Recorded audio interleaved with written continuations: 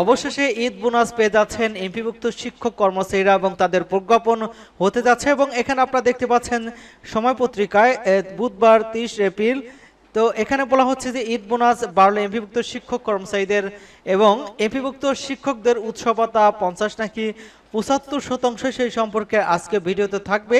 তো চলুন মূল আলোচনা। তবে তার আগে অনুরোধ থাকবে আমাদের এই চ্যানেলে যারা নতুন আছেন চ্যানেলটি সাবস্ক্রাইব করে আমাদের সাথেই থাকুন।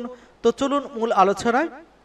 এখানে যেটা বলা হচ্ছে, বেসরকারি শিক্ষা প্রতিষ্ঠানে কর্মরত বিভক্ত শিক্ষকদের উৎসব ভাতা বাড়ানোর নীতিগত সিদ্ধান্ত নিয়েছে সরকার।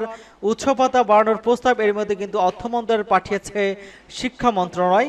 শিগগিরই এই নিয়ে কিন্তু প্রজ্ঞাপন জারি হতে পারে। এবং আপনারা অবগত আছেন যে 2003 সালে তৎকালীন যে মন্ত্রী ছিলেন শিক্ষামন্ত্রী উসমান, তার কিন্তু সময় উৎসব ভাতা বাড়ানো হয়েছিল, তারপর কিন্তু আর উৎসব ভাতা বাড়েনি। বারবারে সরকার কিন্তু দিবে দিবে বলে করে দেয়নি। তবে এই সরকার, অন্তর্বর্তীকালীন সরকার এসে বিদায়ী যে শিক্ষা উপদেষ্টা ছিলেন ওয়াহিউদ্দিন মাহমুদ, তিনি ঘোষণা করে গেছিলেন যে শিক্ষকদের উৎসব ভাতা বাড়ি বাড়া এবং মেডিকেল ভাতা সমস্ত ভাতা বাড়বে এবং সেটা কত % বাড়ছে। এখানে যেটা বলা হচ্ছে যে বিকেলে শিক্ষামন্ত্রীর মাধ্যমিক এবং উচ্চ শিক্ষা বিভাগের কর্মকর্তাদের সঙ্গে কথা বলে জানা গিয়েছে যে উৎসব ভাতা বাড়ছে। এদিকে উৎসব ভাতা বাড়ানোর খবরে শিক্ষকদের মধ্যে কিন্তু ব্যাপকভাবে উৎসব উদ্দীপনা সৃষ্টি হয়েছে। তবে উৎসব ভাতা বাড়িয়ে ঠিক কত শতাংশ করা হচ্ছে তা নিয়ে কিন্তু জানতে উদ্গ্রীব তারা, অর্থাৎ কত % এই উৎসব ভাতা হতে যাচ্ছে। সামাজিক যোগাযোগ মাধ্যমেও বিভিন্ন ফেসবুক গ্রুপে কিন্তু এ নিয়ে জোর আলোচনা চলছে। কেউ বলছেন যে উৎসব ভাতা বাড়িয়ে 75% করা হচ্ছে, আবার কেউ বলছেন যে 50% করা হচ্ছে। তবে প্রত্যেকের কিন্তু দাবি রয়েছে যে শতভাগ উৎসব বোনাস দেওয়া হোক, উৎসব ভাতা দেওয়া হোক। এবং অন্যদিকে যে মেডিকেল এবং বাড়ি ভাড়া সেটার জন্য পার্সেন্টেজ আকারে দেওয়া হয়, বিশেষ করে বাড়ি ভাড়া সেটার জন্য কমপক্ষে একটা পার্সেন্টেজ হারে নির্ধারণ করা হয় 20% বা 25% হারে। এবং মেডিকেল ভাতা যেটা আছে এবং তার সাথে শ্রেণান্তরণ বিনোদন ভাতা এবং সন্তানদের ক্ষেত্রে যে শিক্ষা ভাতা দেওয়া হয় সেটা যেন দেওয়া হয়, সেটাও কিন্তু দাবি করা হচ্ছে।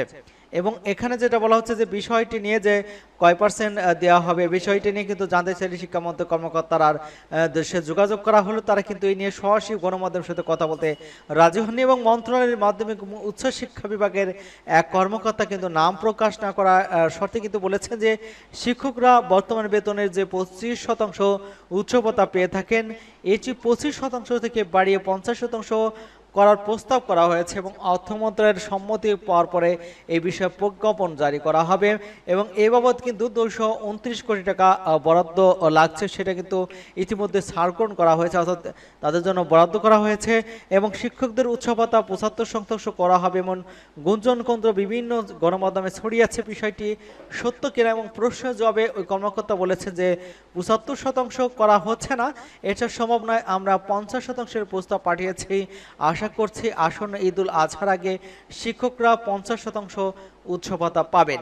এবং শিক্ষকদের যেটা আরো বলা হচ্ছে যে বর্তমান বেসরকারি শিক্ষা প্রতিষ্ঠানে এমপিভুক্ত শিক্ষক কর্মচারী বেতনের কিন্তু মূল 25% হারে কিন্তু উৎসব ভাতা পেয়ে থাকেন। নতুন সিদ্ধান্ত বাস্তবায়ন হওয়ায় সরকারি বাড়তি খরচ হবে কিন্তু 229 কোটি টাকা।